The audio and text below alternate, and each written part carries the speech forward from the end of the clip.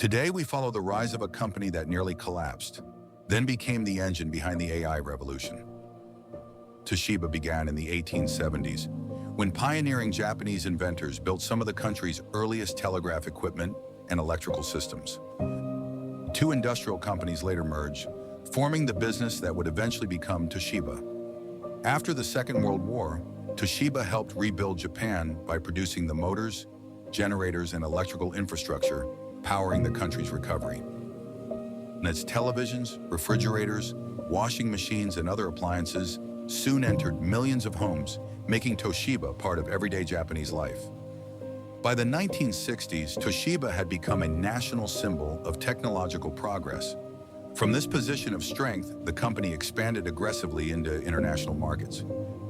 Its televisions, radios, appliances, and industrial products reached customers across the world. Then in the 1980s, Toshiba helped launch the portable computing era with one of the first widely adopted laptop computers.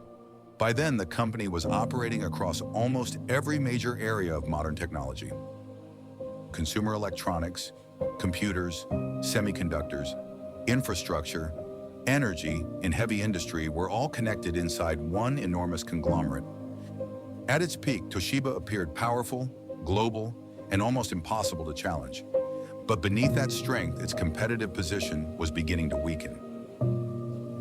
Faster rivals gained ground. Electronics prices fell. Profit margins narrowed. Products that had once driven Toshiba's success became increasingly difficult to defend. Searching for a new engine of growth, Toshiba's leadership turned toward nuclear power. The strategy led the company to acquire Westinghouse, placing a massive bet on a global nuclear revival. Executives expected rising electricity demand, new reactor projects, and decades of profitable expansion. On paper, the acquisition looked like Toshiba's next major success. Then Fukushima transformed the global nuclear industry. Demand weakened, safety requirements tightened. Westinghouse reactor projects in the United States fell years behind schedule as construction costs surged. Inside Toshiba, those losses collided with a corporate culture that resisted bad news.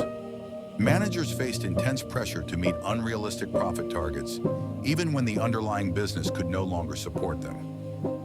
Losses were delayed, concealed, or shifted between reporting periods to preserve the appearance of profitability. In 2015, the accounting scandal finally became public.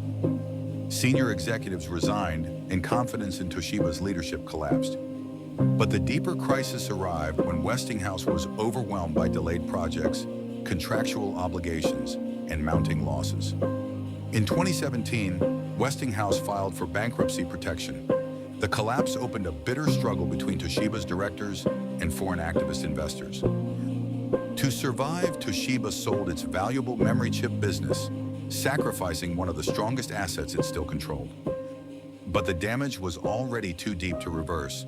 In 2023, Toshiba was delisted from the Tokyo Stock Exchange, ending 74 years as a publicly traded company.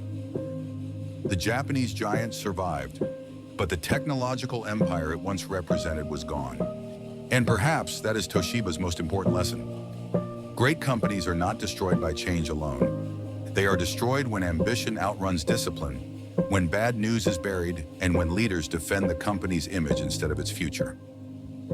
Toshiba did not lose its empire in a single moment. It lost it gradually, one ignored warning, one hidden failure, and one irreversible decision at a time. Subscribe, share the video, and leave a comment to support more business documentaries like this.